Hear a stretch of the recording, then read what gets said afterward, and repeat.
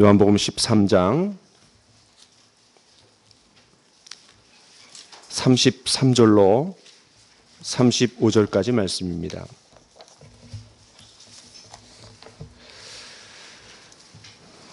우리 같이 읽겠습니다. 시작. 작은 자들아, 내가 아직 잠시 너희와 함께 있겠노라. 너희가 나를 찾을 것이나 일찍이 내가 유대인들에게 너희는 내가 가는 곳에 올 수 없다고 말한 것과 같이 지금 너희에게도 이르노라. 새 계명을 너희에게 주노니 서로 사랑하라. 내가 너희를 사랑한 것 같이 너희도 서로 사랑하라. 너희가 서로 사랑하면 이로써 모든 사람이 너희가 내 제자인 줄 알리라. 아멘. 오늘 말씀의 제목은 십자가에서 새 계명을 받은 우리입니다. 우리는 십자가라는 주제로 계속해서 연속 설교 오늘 12번째 시간입니다. 십자가는 기독교를 대표하는 상징이지만 상징 그 자체로만 남아서는 안 됩니다. 먼저는 우리가 십자가에 담겨져 있는 깊은 의미를 깨닫고 더 나아가서 우리의 삶에 적용하며 십자가를 실제 삶 속에서 경험하고 누려나가야 합니다. 우리 이순옥 권사님이 간증하신 것처럼 그것이 실제 삶 가운데 적용되고 누리고 우리가 체험하는 겁니다. 십자가는 우리의 생각과 마음 그리고 삶의 변화를 이끌어냅니다. 삶 자체는 바뀌지 않습니다. 그러나 그 삶을 바라보는 우리 자신이 바뀌었기 때문에 변화가 일어나는 겁니다. 앞으로 십자가 말씀은 주로 적용과 실천 쪽에 초점을 맞추려고 합니다. 그 중에서 저희들이 십자가를 배웠을 때 가장 중요한 것은 사랑의 삶입니다. 우리 모두가 십자가를 진정으로 깊이 깨달았다면 저와 여러분 모두에게서 사랑의 삶이 나타나야 합니다. 흘러나와야 합니다. 왜냐하면 예수님은 사랑의 화신으로 오셨고 그 사랑이 가장 짙게 나타난 곳이 바로 십자가이기 때문에 그렇습니다. 그래서 오늘 예수님께서 말씀하신 것처럼 내가 너희를 사랑한 것 같이 너희도 서로 사랑하라. 내가 너희를 사랑한 것 같이 그 정점이 뭡니까? 십자가입니다. 다시 말해서 우리의 사랑의 수준이 십자가라고 전해줍니다. 앞으로 이 본문을 여러 주에 걸쳐서 집중해서 좀 살펴보려고 합니다. 오늘은 이 새 계명이 주어진 배경에 주로 초점을 좀 맞추려고 합니다. 우리 모두가 십자가 안에서 감정을 뛰어넘어 의지적인 결단을 통해 서로 사랑하라는 예수님의 말씀을 깊이 받아들이고 적용하는 우리 모두가 되기를 간절히 축원합니다.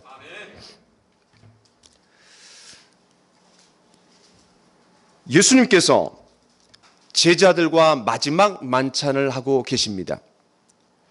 이제 몇 시간 후면 예수님은 골고다 언덕으로 올라가실 겁니다. 그리고 거기서 처참하게 십자가에 못 박혀 죽으실 것입니다. 이때 예수님께서 제자들에게 서로 사랑하라 라는 새 계명을 주셨습니다. 그런데 예수님께서 서로 사랑하라 라는 이 새 계명을 주신 대상이 누굽니까? 33절에 의하면 작은 자들아, 작은 자들아. 저는 오늘 이 단어에 좀 집중하려고 합니다. 이 단어는 요한복음에 딱 한 번 나옵니다. 딱 한 번 나와요. 여기에 작은 자들아 라는 이 번역은 우리 성경이 번역 성경 아니에요? 사실은 이 좀 잘된 번역이 아닙니다. 원어상의 의미는 자녀들아 이런 말입니다. 사랑하는 자녀들아. 계명, 너희는 우상을 숭배하지 말아라. 나 외에 다른 신을 두지 말아라. 그런 엄격하고 위험 있는 상황 가운데 주신 계명이 아니라 사랑하는 자들아, 자녀들아. 아주 부드러운, 영어로 보니까 little children, 작은 자녀들아, 어여쁜 자녀들아, 아직 뭐를 모르는 미성숙한 자녀들아. 예수님은 마지막 순간에 제자들을 향해 세 계명을 주실 때 특별한 사랑과 애정을 담아서 이 명령을 주시는 겁니다. 참 따뜻한 분위기입니다. 자녀를 사랑하는 그 부모의 마음과 심정으로, 자녀들아, 마치 엄마가 자녀에게 특별한 부탁을 하듯, 예, 이건 엄마의 간절한 소원이란다, 꼭 좀 들어주겠니? 이런 분위기입니다. 여러분 한번 생각해 보십시오. 새 계명을 주시기 전에 그 상황이 얼마나 비장하고 엄숙한 순간입니까? 어떤 면에서 마치 제자들에게 마지막 유언을 남기는 그런 장면입니다. 게다가 31절을 한번 보십시오. 31절에 보면 그가 나간 후에, 여기서 그가 누굽니까? 가룟 유다입니다. 배신자 가룟 유다가 나간 직후에 주신 말씀입니다. 3년 반 동안 생사고락을 같이 했던 그 제자들, 그런데 딸랑 은 30에 예수님을 팔아넘긴 예수님 마음이 얼마나 무너졌겠어요. 얼마나 아프셨겠어요. 얼마나 상처가 되었겠어요. 또 원망스러운 마음도 들 수 있습니다. 얼마나 마음이 힘드셨겠어요. 뿐만 아니라 38절에 보니까 수제자라고 하는 베드로가 예수님을 부인할 것도 미리 알고 계셨어요. 더 나아가서 예수님이 곧 제자들 곁을 떠나가시는 상황이었습니다. 33절에 보니까 작은 자들아, 다음에 뭐라고 얘기합니까? 내가 아직 잠시 너희와 함께 있겠노라 라는 말씀이 이어집니다. 무슨 말입니까? 이제 잠시 후면 예수님이 제자들의 곁을 떠나가실 거라는 거예요. 사랑하는 제자가 배신하고 자신을 부인하고 그리고 자신도 떠나가야 되는 그 상황에 여러 가지로 착잡한 심정, 여러 가지 마음이 드셨을 텐데 마지막으로 그 제자들 향해 사랑하는 자들아, 이렇게 말씀하시는 겁니다. 예수님 입장에서 볼 때 아직까지 연약해 보이고 그런 미숙한 제자들이 못내 안타까워하면서 자녀들아, 이렇게 말하는 거예요. 어딘가 엄마가 멀리 가기 전에 그 자녀들을 잘 준비시키시듯 예수님은 세상을 떠날 것을 염두에 두시고 그 제자들을 마지막으로 준비시키고 있는 장면이 바로 이 장면입니다. 바로 이러한 상황 속에서 서로 사랑하라 라는 새 계명이 주어졌습니다. 예수님은 부모의 심정으로 특별한 그런 애틋한 애정과 사랑을 듬뿍 담아서 작은 자들아, 이렇게 말하는 겁니다. 오늘 본문의 말씀은 오로지 요한복음에만 등장합니다. 사복음서에서 이 요한복음에만 등장하는 말씀입니다. 아마도 이 사도 요한은 이 말씀을 기록해 놓은 것이 예수님께서 십자가 죽음 마지막 전날 밤에 주신 주옥과 같은 말씀이기 때문에 기록해 놓은 것도 있지만 너무나 중요한 순간에 너무나 애틋한 표현으로 주신 이 서로 사랑하라, 이 말씀은 사도 요한의 전 존재를 뒤흔들었고 결국은 그의 삶을 변화시켰던 말씀입니다. 이거를 소개하기를 원했던 거예요. 사실 그는 형 야고보와 함께 예수님으로부터 어떤 별칭을 받았어요? 우레의 아들이라는 별칭을 받았습니다. 우레의 아들. 그 배경은 이렇습니다. 두 형제가 어느 날 예수님의 특사로 보냄을 받아 사마리아 지역으로 갔습니다. 문제는 기대했던 것과 같은 그런 반응이 오지 않았어요. 그래서 이 두 형제 야고보와 요한이 예수님께 이렇게 말합니다. 우리 같이 한번 읽어보겠습니다. 시작. 주여, 우리가 불을 명하여 하늘로부터 내려 저들을 멸하라 하기를 원하시나이까? 좀 쉽게 얘기하면 이런 의미입니다. 주님, 저것들 확 다 불로 그냥 끄실러 버립시다. 야, 어디 이게 제자가 할 말입니까? 아니나 다를까 예수님께서 그들에게 호통을 치셨습니다. 아니, 이것들이 제정신이냐? 내가 멸망시키러 온 줄 알아? 구원시키러 온 거야. 불로 멸하려면 너희들이나 그냥 다 불 받아야 되겠다. 라고 이렇게 말씀하시는 것과 똑같습니다. 이 사건만 봐도 왜 예수님께서 이들을 향해 보아너게, 곧 우레의 아들이란 이름을 더하셨는지 우리는 이해가 됩니다. 베드로가 급하고 충동적인 사람이라면 이 야고보와 요한은 과격한 사람들이었습니다. 연구에 의하면 이 요한은 나이가 가장 어렸대요. 그리고 10대였답니다. 야, 그러니까 이게 그냥 혈기가 얼마나 있었겠어요. 이 과격한 사람은 참 부담스럽습니다. 화끈해서 좋은데 무리수가 많이 따릅니다. 다른 사람들과 하나 되기 참 어려운, 서로 사랑하기 절대로 쉽지 않은 사람입니다. 그런데 이 요한은 성격만 과격한 것이 아니라 문제가 좀 있습니다. 엄마의 치맛바람까지 동원해 갖고 예수님의 좌우편에 앉기를 기대했던 사람이에요. 한마디로 경쟁심과 이기심으로 똘똘 뭉친 그런 사람이 바로 사도 요한입니다. 그런데 그런 사도 요한이 어떤 사람이 되었습니까? 사랑의 사도가 되었습니다. 사랑이라는 단어를 제일 많이 쓴 사람이 이 사도 요한이 되었습니다. 그럼 어떻게 이 요한이 사랑의 사도가 되었을까요? 떡도 먹어본 사람이 먹는다라고 사랑을 많이 받아본 사람이 사랑해 줄 수 있는 능력이 있습니다. 사랑할 줄 압니다. 여러분 23절을 한번 읽어봅시다. 23절 시작. 예수의 제자 중 하나 곧 그가 사랑하시는 자가 예수의 품에 의지하여 누웠는지라. 이 사도 요한은 예수님의 품에 누워서 기댔습니다. 그리고 예수님의 심장박동 소리까지 들어가면서 예수님 가까이에 꼭 붙어 있었습니다. 그리고 이 사랑의 정점인 십자가 옆에도 마지막 순간에 그 자리를 지킨 것은 사도 요한이었습니다. 다 도망갔지만 다시 회개하고 돌아와서 예수님의 십자가의 그 자리에 꼭 붙어 있었던 것은, 그 예수님의 품에 기댈 수 있었던 것은 바로 요한이었습니다. 그렇기 때문에 예수님은 사랑하는 어머니 마리아를 누구에게 부탁하는 거예요? 이 사도 요한에게 부탁하는 겁니다.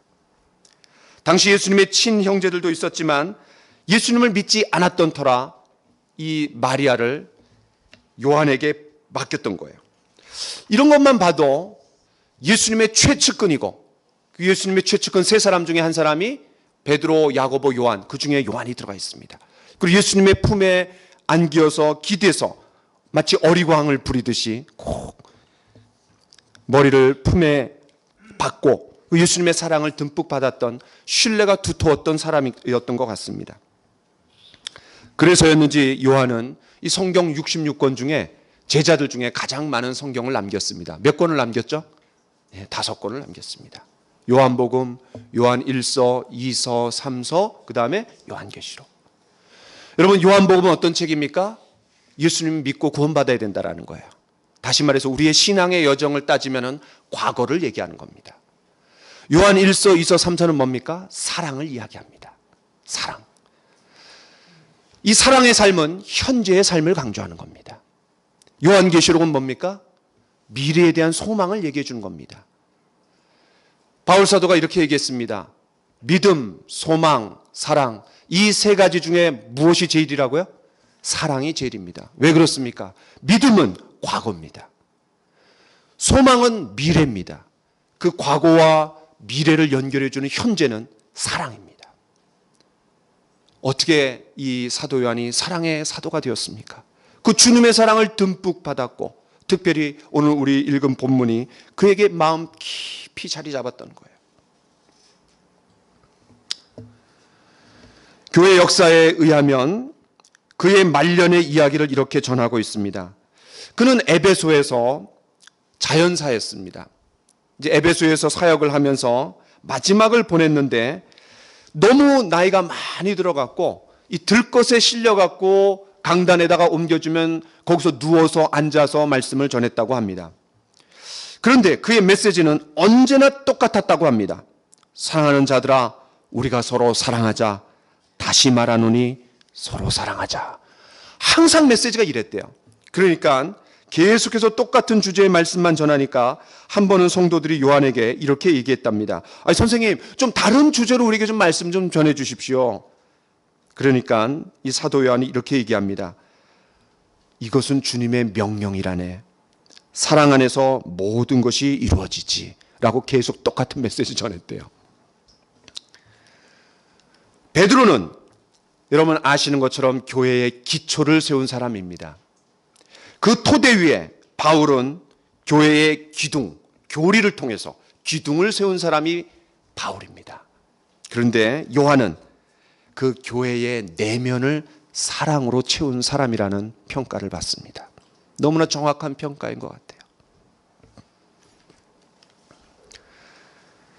이 예수님의 사랑받는 제자로서 사도 요한은 오늘 본문의 상황이 그의 마음속에 깊은 인상으로 남아 있었습니다. 작은 자들아, 사랑하는 자녀들아. 그러면서 주신 이 메시지가 마음속에 깊이 와닿았던 거야. 앞서 말씀드렸지만 작은 자들아 라는 이 단어는 요한복음에 딱 한 번 나옵니다. 그런데 놀랍게도 그 사랑을 강조하는 요한 1서에 몇 번 나오는 줄 아세요? 한번 추측해 보세요. 몇 번 나올까요? 7번 나옵니다. 7번. 저는요, 이 말씀을 묵상하고 연구하고 씨름하다가 너무 놀랐어요. 그리고 요한 1서를 찾아보면서 하나하나 세봤습니다. 자녀들아, 자녀들아. 7번 나오는 거예요. 이 사도 요한은 예수님으로부터 서로 사랑하라 라는 이 세 계명을 받는 순간이 너무나 강렬한 인상으로 남아 있었던 거예요. 왜냐하면 요한 1서를 기록하면서 짧은 5장밖에 되지 않아요. 그 짧은 5장밖에 되지 않는데 거기에 자녀들아 이게 7번 나오는데 그 7번마다 너무너무 중요한 가르침을 주는 거예요. 마치 요한복음 13장에서 예수님이 아주 중요한 핵심적인 가르침, 예수님이 죽어가시면서 마지막으로 남기고 싶었던 그 말씀, 그 말씀을 주셨던 그 상황이 강렬한 인상으로 남아있어서 자신도 어떤 명령, 어떤 가르침을 줄 때 험상궂은 얼굴로 또 그냥 과격하게 명령하듯이 그것이 아니라 자녀들아, 그 자녀들을 사랑하는 따뜻한 마음의 부모의 심정을 가지고 자녀들아 이러면서 가르침을 주는 거예요. 학자들에 의하면 이 사도 요한이야말로 가장 예수님을 깊이 닮은 제자라고 합니다. 그런데 그의 성품을 닮았을 뿐만 아니라 그의 가르치는 티칭 스타일도 닮았던 것 같아요. 자, 그러면 우리가 오늘 요한 1서로 좀 가보겠습니다. 요한 1서로 한번 가볼까요? 이런 펜을 드시고 7가지를 우리가 한번 살펴보려고 하는데 그럴 때마다 넘버링을 한번 해놓으시면 도움이 많이 될 것 같습니다. 제일 먼저 나오는 게 요한 1서 2장 1절입니다. 우리 같이 한번 읽어볼까요? 시작. 나의 자녀들아, 내가 이것을 너희에게 쓰면 너희로 죄를 범하지 않게 하려 함이라. 만일 누가 죄를 범하여도 아버지 앞에서 우리에게 대언자가 있으니 곧 의로우신 예수 그리스도시라. 첫 번째로 등장하는 나의 자녀들아, 이것은 바로 여기에 나옵니다. 죄 문제를 언급하면서 이야기합니다. 1장에는 나의 자녀들아가 나오지 않습니다. 2장에 들어와서 1장에서는 하나님이 빛 가운데 계신 것 같이 너희도 빛 가운데 행하라. 거룩한 삶을 살아라. 이렇게 얘기합니다. 그런데 우리가 어떻게 계속해서 거룩한 삶을 삽니까? 우리가 실수하고 넘어지고 자빠지고 쓰러질 때가 있습니다. 그럴 때 어떻게 하냐 이거예요. 그런 죄를 짓는, 아니 자기 자신도 죄를 지어본 경험이 있기 때문에 따뜻한 마음으로 엄마와 같은 마음으로 나의 자녀들아, 너희들이 죄를 범했을 때 대언자가 있다. 그 대언자 앞에 나가거라 라고 그 죄 문제를 어떻게 처리하는지, 죄의 용서에 대해서 이야기해 주는 거예요. 대언자는 쉬운 말로 하면 변호사입니다. 변호사. 예수님은 의로우신 재판장이신 하나님 앞에서 저와 여러분들을 변호해 주시는 분이에요. 우리 같이 한번 말씀을 읽어보겠습니다. 시작. 하나님은 의로우신 재판장이시며 매일 분노하시는 하나님이시로다. 이 말씀에 의하면 하나님은 불의를 행할 때마다 분노하신다고 얘기했습니다. 진노하신다라는 거예요. 왜? 그분은 사랑의 하나님이지만 동시에 거룩하신 하나님입니다. 같은 인간인 우리도 범죄자들이 이상한 짓거리를 할 때 분노가 치밀어 오릅니다. 화가 그냥 나옵니다. 입으로 욕이 나올 때도 있습니다. 하물며 죄인인 우리도 그렇다라면 죄가 없으신 깨끗하신 거룩하신 하나님이 어떻게 하시겠어요? 만약에 이런 하나님이 불의에 대해서 매일 분노하시는 분이신데 그분 앞에 우리가 나아간다라면 저와 여러분들은 속된 말로 국물도 없습니다.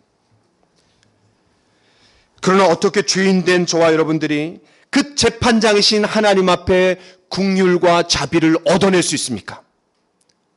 바로 대언자, 변호사이신 예수님 앞으로 나아가라는 거예요. 이것을 가장 잘 묘사한 곳이 어디입니까? 요한복음 8장입니다. 현장에서 가늠하다 잡힌 여자를 끌고 와갖고 모세의 율법에 의하면 돌로 쳐 죽이라 그랬는데 당신은 어떻게 하겠습니까? 그때 예수님은 그 여인을 위해 변호사로서 변호해 주십니다. 뭐라고 말씀하십니까? 너희 중에 죄 없는 자가 돌로 치라. 이 변호로 말미암아 어른으로부터 젊은이까지 하나하나 그 자리를 떠났다고 했습니다. 뒷공문이 빼고 다 도망간 거예요. 그리고 그 여자와 예수님만 남았습니다. 심지어 예수님조차도 그 여인을 향해 뭐라고 얘기합니까? 나도 너를 정죄하지 아니하노니. 놀라운 사랑의 메시지를 주는 겁니다. 왜 그런 사랑의 메시지를 줄 수 있었습니까? 그분이 그 여인의 죄값을 담당하기 위해 십자가에 죽으실 것이기 때문에. 저와 여러분들이 죄를 지을 때마다 의로우신 재판장이신 하나님께서 분노하실 때마다 하나님 보좌 우편에 계신 예수님은 하나님 앞에서 저와 여러분들을 향해 그 하나님께 아버지, 내가 저 영혼을 위해서 양손에 못이 박혔습니다. 양발에 못이 박혔습니다. 허리에 창으로 찔렸습니다. 라고 그 피를 보여주는 거예요.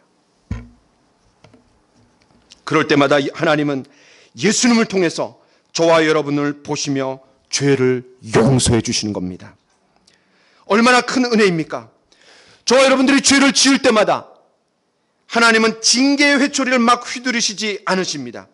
저와 여러분들의 손을 꼭 잡으시고 십자가 앞으로 우리를 인도하시는 겁니다. 그리고 누구를 보여주시는 겁니까?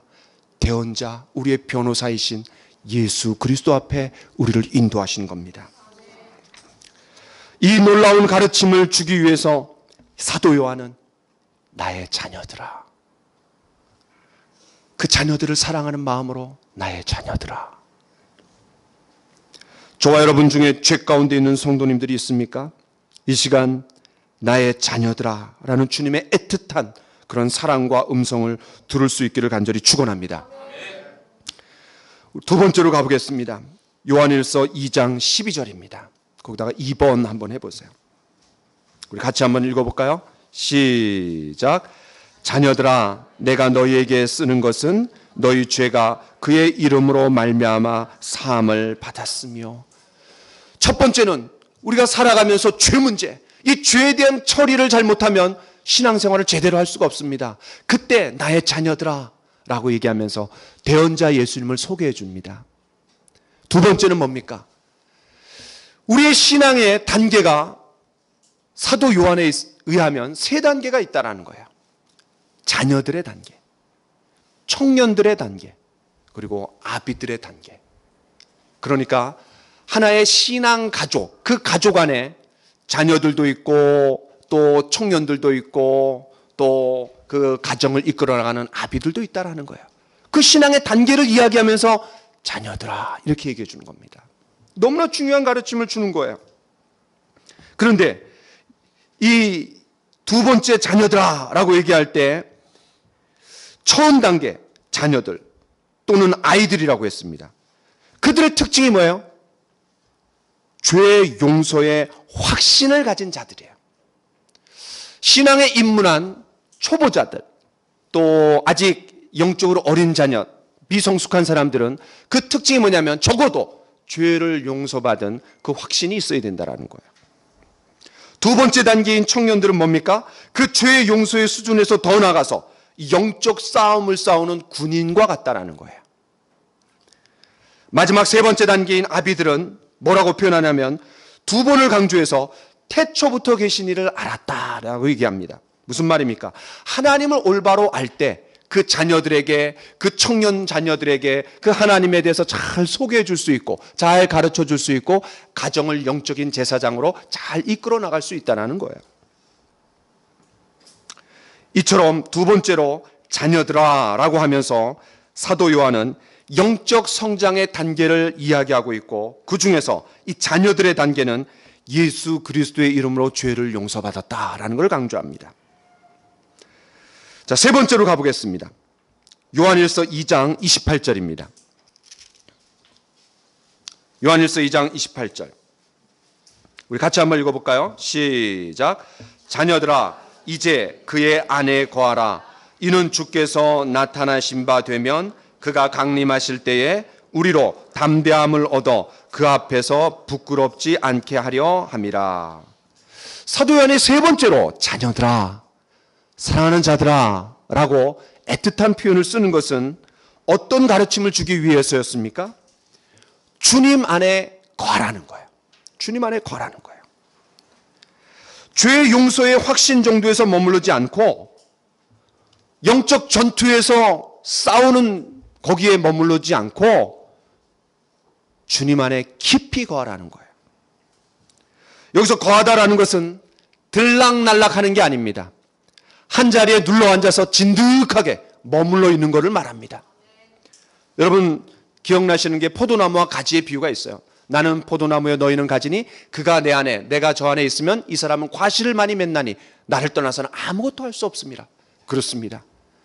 포도나무와 가지가 아주 작은 0.001mm의 간격만 생겨도 이격만 생겨도 열매를 맺을 수가 없습니다. 말라 비틀어집니다. 마찬가지입니다. 우리가 어떻게 신앙생활을 롱런할 수 있습니까? 주님 안에 거하는 겁니다. 주님 안에 거하는 것. 그런데 왜 주님 안에 이 자녀들이 거해야 됩니까? 그 이유를 뭐라고 얘기했냐면 주님의 재림 때 우리로 하여금 담대함을 얻고 부끄러움을 당하지 않게 하기 위함이라고 얘기했습니다. 야, 여기 의미가 있는 거야. 여러분 26절에 보면은 너희를 미혹하는 자들에 관하여 내가 이것을 너에게 썼노라. 그러니까 요한일서를 기록한 목적이 뭐라는 거예요? 여러 가지 이유가 있지만 그 당시에 이단들이 굉장히 많았던 거예요. 미혹하는 영들이 많았던 거예요. 그들로부터 보호되기 위해서 우리가 시작만 잘하면 되는 게 아닙니다. 과정도 잘해야 되고 끝까지 완주를 잘해야 됩니다.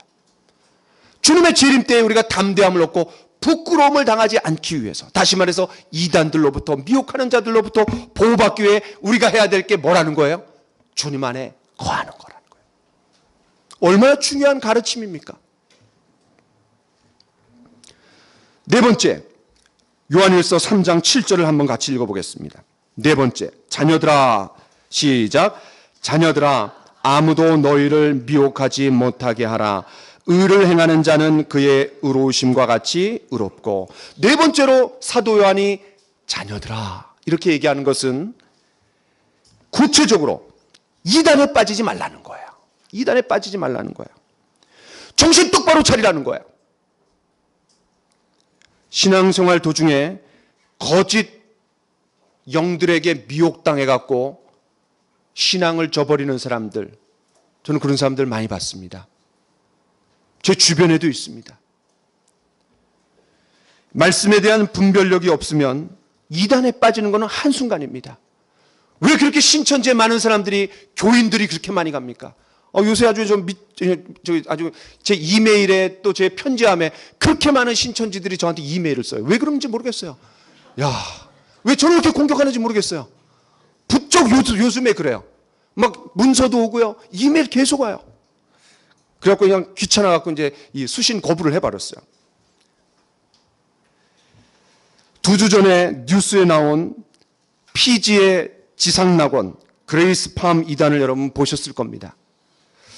저는 별로 그렇게 심각하게 생각하지 않았는데 지난주에 우리 목회자, 교수 이런 분들이 한 달에 한 번씩 모여서 성경 공부합니다. 근데 그 성경 공부 자리에서 제 앞에 있는 아주 잘 아는 목사님이 어떤 얘기를 하냐면 자기 친척이 있는데 그 목회를 한대요. 근데 그 친척 목회하시는 분의 사모님이 여기 빠졌대요.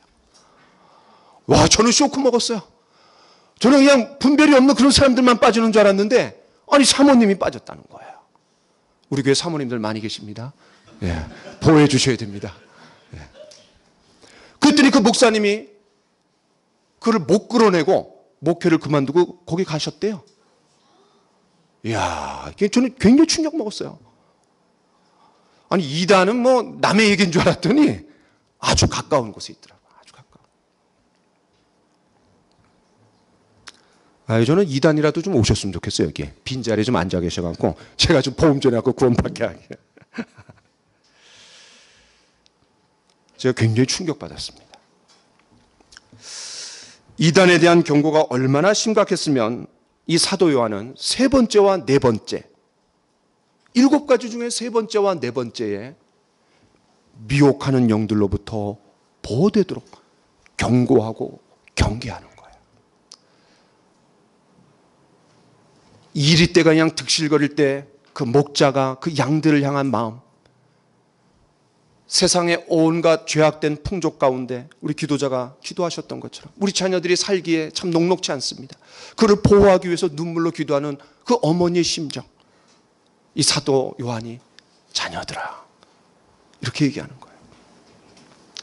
5번째입니다.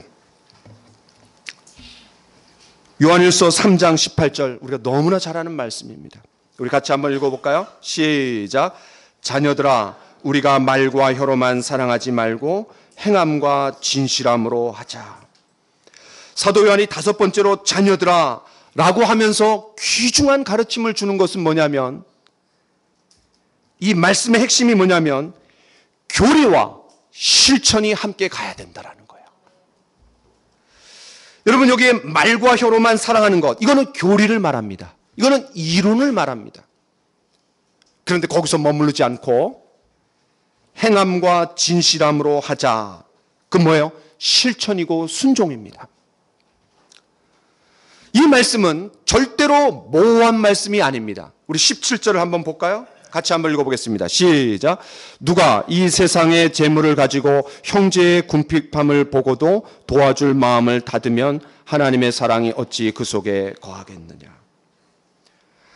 세상의 재물을 가지고 형제의 궁핍함을 보고도 도와줄 마음이 없다라면 그 사람은 하나님 사랑 운운하면서 결국은 새빨간 거짓말이라는 얘기예요. 사도 요한이 요한 1서를 쓰기 불과 얼마 전까지만 해도 초대교회는 이랬습니다. 우리 같이 한번 읽어보겠습니다. 시작. 믿는 사람이 다 함께 있어 모든 물건을 서로 통용하고 또 재산과 소유를 팔아 각 사람의 필요를 따라 나누어주며. 그토록 뜨거웠던 초대교회가 이렇게 그냥 한순간 사랑이 식을 수 있다는 걸 보여주는 거예요. 물론 이단들이 들어와 갖고 초대교회를 흔들었습니다. 물론 그런 것도 있지만 행함과 진실함의 사랑이 말과 혀의 사랑으로 전락할 때 우리도 늘 경각심을 가져야 된다는 걸 보여주는 거예요. 저와 여러분들이 우리 형제 자매들의 필요를 잘 살펴서 콱콱 채워줍시다. 6번째, 요한일서 4장 4절입니다. 거기에 6번 이렇게 넘버링을 한번 해보세요. 우리 같이 한번 읽겠습니다. 시작. 자녀들아 너희는 하나님께 속하였고 또 그들을 이기었나니 이는 너희 안에 계시니가 세상에 있는 자보다 크심이라. 6번째로 사도 요한이 나의 사랑하는 자녀들아 라고 얘기하면서 가르침을 주는 내용은 성도들이 하나님께 속하였다라는 확신을 심어주길 원했던 거예요. 우리 그리스도인들이 세상에서 승리하는 삶을 살아나가려고 할 때 이보다 더 중요한 가르침이 어디 있겠어요? 하나님이 나와 함께 하십니다. 하나님이 우리 안에 계십니다. 우리는 하나님께 속해 있습니다. 비록 세상에 온갖 미혹의 영과 거짓 선지자들이 날뛰는 것 같지만 우리가 그들과 대항해서 승리할 수 있다라는 거예요. 어떻게? 우리가 하나님께 속해 있는데 그 하나님은 세상에 있는 자보다 크신 분이라는 거예요. 저와 여러분들은 항상 영적 전투의 최전방에 있는 것과 같다라고 제가 말씀드렸습니다. 왜? 우리 교회는 어떻게 해서든 복음을 전하려고 하고 그 복음 전하는 자들을 만들어내기 위해서 훈련하는 교회이기 때문에 그렇습니다. 늘 치열한 영적 전투 중에 있습니다. 우리 권사님이 간증하신 것처럼 결국은 우리를 넘어뜨리려고 하는 건 마귀예요. 그 마귀에 놀아나는 거예요. 어떤 사람이 나를 힘들게 한다, 불편하게 한다, 그 사람을 미워할 게 없어요. 그 사람 배후에서 조종하는 사단이 역사할 수 있는 거예요. 심지어 베드로에게조차도 예수님이 그 사단이 역사했다라면 우린 말할 것도 없습니다. 매일 동네에서 얻어맞는 아이가 있다고 한번 해봅시다. 그냥 맨날 초 터져요. 동네 북이에요. 근데 갑자기 그렇게 얻어맞고 있다가 해가 뉘엄뉘엄 넘어가는데 갑자기 그 골목에 누가 등장했냐면 떡대가 이렇게 큰 아빠가 등장했어요. 그럼 갑자기 얘는 뭐가 되는 거예요? 골목대장이 되는 겁니다. 그 아빠 뒤에 탁 서갖고 그냥 골목대장이 되는 거예요. 든든한 아버지를 배경으로 삼았기 때문에 그는 무서울 것이 없는 겁니다. 그렇습니다. 저와 여러분들이 세상에 있는 자보다 크신 하나님을 배경으로 삼을 때 십부라와 부하가 바로의 명령을 어떻게 했어요? 어길 수 있었던 게 왜 그래요? 바로보다 더 큰 하나님을 두려워했기 때문에. 우리 같이 한번 말씀을 한번 보겠습니다. 같이 읽을까요? 시작. 평강의 주께서 친히 때마다 일마다 너희에게 평강을 주시고 주께서 너희 모든 사람과 함께 하시기를 원하노라. 저는 이 말씀 읽으면서 너무 은혜가 된 거예요. 저는 어떤 표현이 은혜가 됐냐면 때마다 일마다. 어떻게 이런 표현을 썼을까요? 때마다 일마다. 평강의 하나님이 너희에게 평강을 주시고 너희와 함께 하시기를 원하노라. 어떻게 우리가 때마다 일마다 평강을 누리면서 승리하는 삶을 살 수 있습니까? 세상보다 크신 이에게 속해 있다라는 그 확신이 우리를 담대하게 만들어 줍니다. 마지막 7번째입니다. 요한일서 5장 21절입니다. 요한일서 5장 21절. 요한일서의 맨 마지막 구절입니다. 같이 한번 읽어볼까요? 시작. 자녀들아 너희 자신을 지켜 우상에게서 멀리하라. 이 사랑을 강조하는 책에서, 현재의 삶을 강조하는 책에서, 이미 구원받은 성도들을 도전하는 책에서 맨 마지막 엔딩을 우상에 대해서 얘기합니다. 좀 이상하지 않으세요? 여기서 말하는 너희는 불신자를 말하는 게 아닙니다. 성도들을 얘기하는 거예요. 이 말씀에 따르면 믿는 자들이라고 해서 우상과 무관하지 않다라는 걸 우리에게 말해줍니다. 물론 저와 여러분들이 집에 은밀한 곳에 불상을 갖다 놓고 섬기지는 않습니다. 그렇죠? 제가 이제 신학대학원 다닐 때 하숙을 했어요. 우리 4명의 청년들하고 방을 하나 얻어갖고 방 2칸짜리 얻어갖고 열심히 공부했어요. 그런데 그 위층에 이제 주인집이 있었는데 월세를 제가 냈어요. 그래갖고 이제 월세를 내려가면은 그 집안에 무슨 그 방 하나에 이렇게 신전이 있어요. 신전이. 이렇게 너무 깜짝 놀랐어요. 그리고 기도 그냥 세게 했어 그때부터. 왜냐면 우리 위에는 이제 우상을 섬기는 사람이 있으니까 이 신학생들이 얼마나 그냥 열심히 세게 기도했는지 몰라요. 문제는 눈에 보이는 우상만 우상이 아니라 눈에 보이지 않는 우상이 더 많습니다. 톡 까놓고 한번 얘기해 봅시다. 저와 여러분들에게 우상이 없습니까? 돈이 우상이 될 수 있습니다. 명예가 우상이 될 수 있습니다. 권력이 우상이 될 수 있습니다. 나의 취미 생활이 우상이 될 수 있습니다. 아니, 내 아내가 우상이 될 수도 있습니다. 내 남편이 우상이 될 수도 있습니다. 심지어 내 자녀가 우상이 될 수 있습니다. 자녀 얘기 나오면 그냥 벌벌벌벌 떠는 사람들. 마치 자녀를 위해서 가정이 존재하는 것처럼. 아닙니다. 가정은 부부 중심입니다. 자녀는 그 부부에게 하나님이 선물로 주신 거예요. 절대로 가정은 자녀 중심이 아닙니다.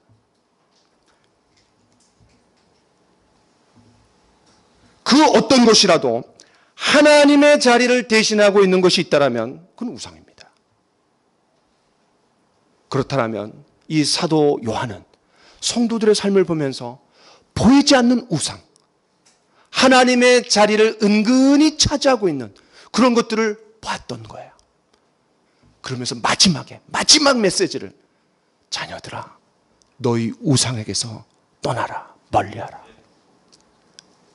여러분, 모세가 그 이스라엘 백성들을 품으면서 자기가 낳은 자녀들이 아니에요. 그럼에도 불구하고 그 이스라엘 12지파를 축복해 줍니다. 성경에 12지파를 축복해 주는 부분이 두 번 나와요. 하나는 창세기에 누가 누구를 축복하죠? 야곱이 12지파의 그런 자기 12아들을 축복해 줍니다. 왜? 진짜 자기가 낳았으니까. 그런데 이상하게도 신명기에 가보면 모세가 12지파를 축복해 줍니다. 왜 그래요? 40년 동안 지지고 볶고 하면서 자기가 마치 낳은 자녀처럼 여겼던 거예요. 그런데 이 모세가 그 이스라엘 백성들에게 여러 번 경고하는 게 뭔지 아세요? 우상을 섬기지 말아라. 우상을 섬기지 말아라.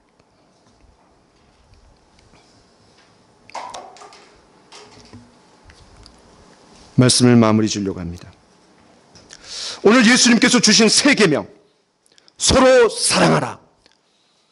저희가 이 말씀 여러 번 전할 거기 때문에 아직 그 핵심으로 들어가진 않았지만 그 주변적인 것, 특별히 그것이 어떻게 주어지게 되었는가 그 배경을 살펴볼 때, 작은 자들아, 사랑하는 나의 자녀들아, 이 말씀을 우리가 집중적으로 살펴보았습니다.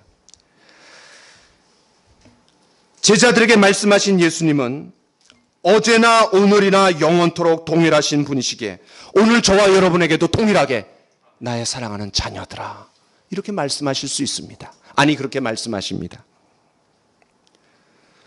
어떤 사람이 다른 누군가를 사랑한다는 것이 어떤 의미를 갖고 있는지 잘 설명해 준 글귀가 있어서 제가 좀 소개해 보려고 합니다. 사람을 사랑한다는 것은 그와 나 사이의 차이를 존중하는 것입니다. 그를 위해 나를 소모하는 것입니다. 그의 허물을 덮어주는 것입니다. 그를 위해 모든 것을 참고 견디는 것입니다. 이런 걸 보면 사랑은 단순한 감정이 아닙니다. 나에게 감정이 땡기느냐 안 땡기느냐, 아예 감정도 안 땡기는데 내가 사랑한다, 위선이 아니냐? 아닙니다. 사랑은 감정 이상입니다. 만약에 감정이라면 우리는 원수를 사랑하라라는 명령 절대로 지킬 수가 없습니다. 사랑은 감정 이상입니다. 의지적으로 결단하는 겁니다. 내 마음에 사랑의 감정이 있든 없든 상관없이, 없어도 주님의 명령이기 때문에 내가 사랑한다라고 고백하고 행동하고 하는 것이 절대 위선이 아닙니다. 그건 순종입니다. 바로 이 사랑이 내가 너희를 사랑한 것 같이 너희도 사랑하라는 주님의 십자가의 사랑입니다. 이번 한 주간, 아니 한 주간도 갈 것도 없이 오늘 하루 나와 가까이 있는 사람들, 나 가족, 우리 성도들, 그분들에게 그 다른 사람과 나 사이에서 오는 차이를 존중해 줍시다. 그 사람을 위해 우리를 소모해 봅시다. 허비해 봅시다. 그의 허물을 덮어주고 그의 있는 모습 그대로 품어 봅시다. 그를 위해 모든 것을 참고 견디면서 예수님의 사랑을 한번 실천해 봅시다. 이것이 십자가 앞에 나온 저와 여러분들의 삶이고 마땅히 우리에게 드러나야 될 삶입니다. 우리 같이 찬양 한번 하기를 원합니다. 여러분, 찬송가 220장입니다. 사랑하는 주님 앞에 형제자매 한 자리에 우리 같이 이 찬양 한번 하기를 원합니다.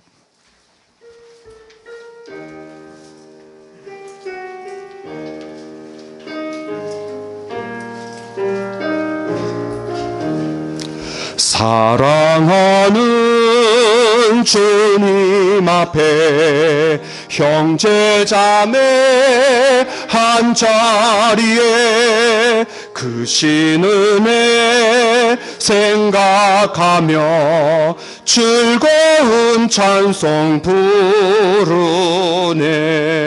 내 주 예수 본을 받아 모든 사람 내 몸같이 환난 근심 위로하고 진심으로 사랑하세. 사랑하는 주님 앞에 온갖 충성 다 바쳐서 괴로우나 즐거우나 주님만 힘써 섬기네. 우리 주님 거룩한 손 제자들의 발을 씻어 남 섬기는 종의 도를 몸소 행해 보이셨네. 사랑하는 주님 예수 같은 주로 섬기나니 한 피 바다 한 몸 이룬 형제여 친구들이여 한 몸같이 친밀하고 마음으로 하나 되어 우리 주님 크신 뜻을 지성으로 준행하세. 오늘 함께 나눈 말씀을